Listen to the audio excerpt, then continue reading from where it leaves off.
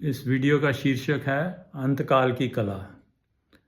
महाभारत के एक पर्व में एक यक्ष धर्मराज युधिष्ठिर से प्रश्न करते हैं कि हे धर्मराज युधिष्ठिर, इस संसार में सबसे विचित्र बात क्या है। तो युधिष्ठिर महाराज उत्तर देते हैं कि इस संसार में सबसे विचित्र बात यह है कि हम सब जानते हैं कि हम मृत्यु लोक में हैं और एक दिन हमारी मृत्यु निश्चित है, पर फिर भी हम ऐसे जीते हैं जैसे हमारी मृत्यु तो कभी नहीं आएगी। हालांकि हम देखते हैं कि सब प्राणियों की रोज़ कितने अनेक प्राणियों की मृत्यु होती है, फिर भी हम अपनी मृत्यु की तैयारी नहीं करते।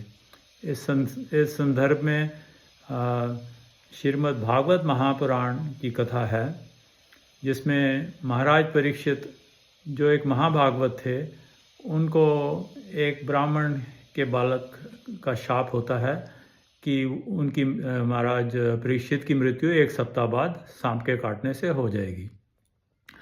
तो महाराज परीक्षित अपना राजपाट छोड़ के गंगा तट पर जाते हैं, जहाँ सारे संसार के ऋषि मुनि इकट्ठे होते हैं।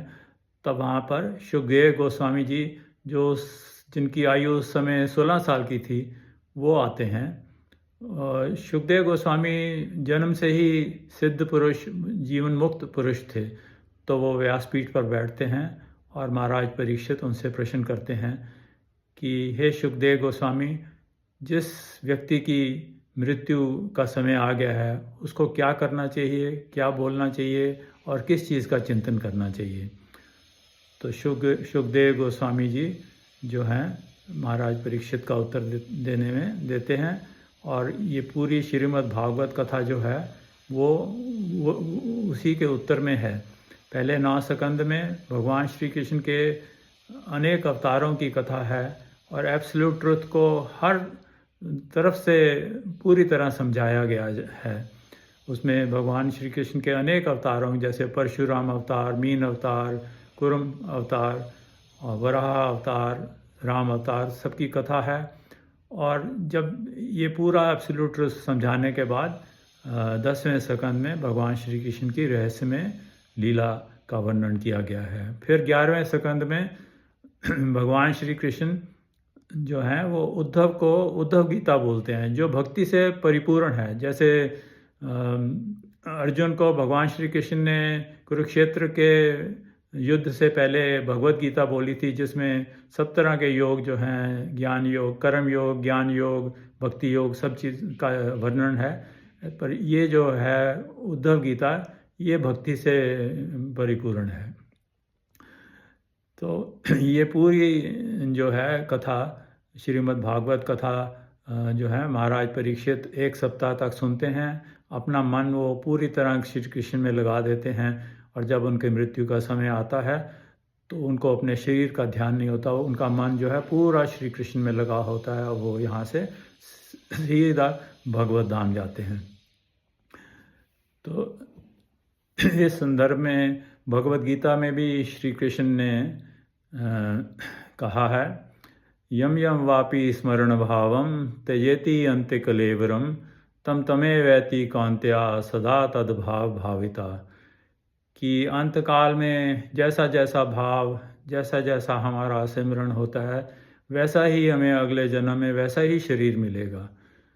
क्योंकि अंतकाल में जो है वही भाव आएगा हमें जो हमने जीवन में किया है, जिस चीज़ का हमने जीवन में चिंतन किया है।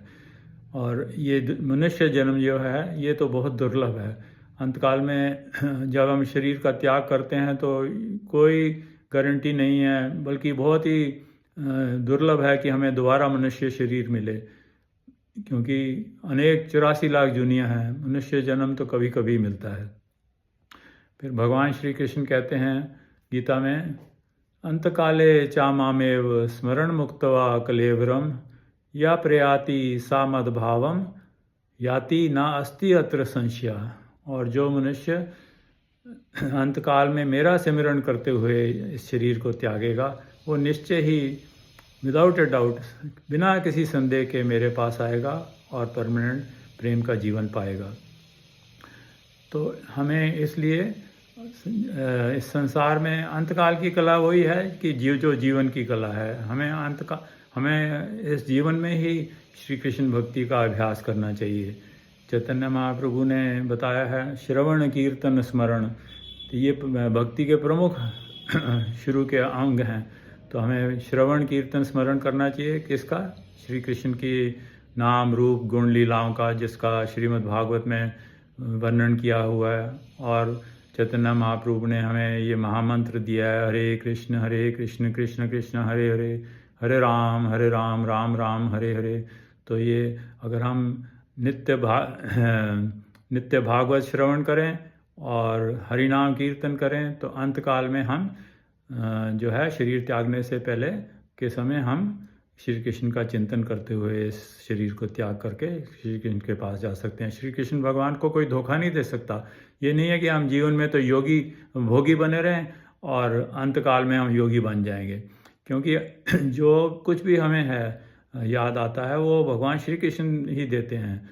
हमारा अंत में तो हमारा पूरा शरीर, इंद्रियां शिथिल पड़ जाती हैं, शरीर मर जाता है। तो भगवान श्री कृष्ण वैसे भी गीता में कहते हैं कि मैं सबके हृदय में विराजमान हूँ और मुझसे ही रिमेम्बरेंस नॉलेज फॉरगेटफुलनेस, मतलब स्मरण, ज्ञान और भुलाना, ये सब कृष्ण भगवान ही हमें देते हैं। तो अंतकाल में जो हमने जीवन में अभ्यास किया है भगवान श्री कृष्ण हमें वैसा ही स्मरण करेंगे। तो हम अगर कृष्णा भक्ति जीवन में करेंगे तो अंतकाल में कृष्णा का स्मरण करते हुए हम कृष्ण भगवान के पास जा सकते हैं। यही है अंतकाल की कला, जो जीवन की कला भी है। हरे कृष्ण।